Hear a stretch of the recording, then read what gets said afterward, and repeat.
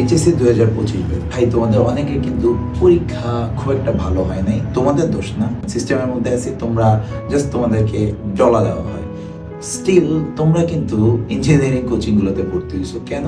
To maintain your society এবং বাবা মার একটু খুশি করার জন্য। আমি যেটা বলবো যে ভাই, আবারও একবার ভাবো যে তোমার কি করা উচিত।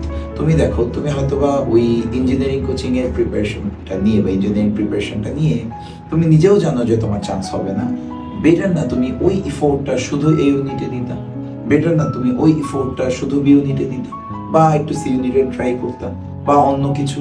এখন দেখো, তুমি জাস্ট সোসাইটি মেনটেন করতেছো। ভাই, সমাজ মেনে নিবে না আমি যদি ইঞ্জিনিয়ারিং কোচিং না করি। সো ইঞ্জিনিয়ারিং কোচিং করার মধ্যে কিন্তু আসলে তেমন কোনো ক্রেডিট নাই যদি না তুমি আসলে চান্স পাও।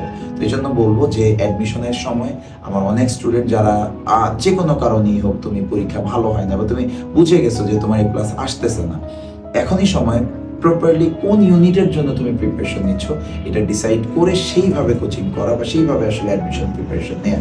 উদয় আসলে আবেগের বশবর্তী হয়ে মানুষ কি বলবে, এই আন্টি কি বলে, ওই আঙ্কেল কি বলবে, ওই আঙ্কেলের ছেলে কি করছে, এইসব চিন্তা করার আসলে টাইম নেই। কারণ তোমার ক্যারিয়ার, তোমার বউ বাচ্চাকে আর কেউ খাওয়াবে না। সো তুমি আসলে তোমার নিজের জন্য না হলেও তোমার বউ বাচ্চার জন্য প্রপার একটা ডিসিশন নাও, প্রপারলি প্রিপারেশন নাও, একটা ভালো জায়গায় চান্স পাও। ধন্যবাদ।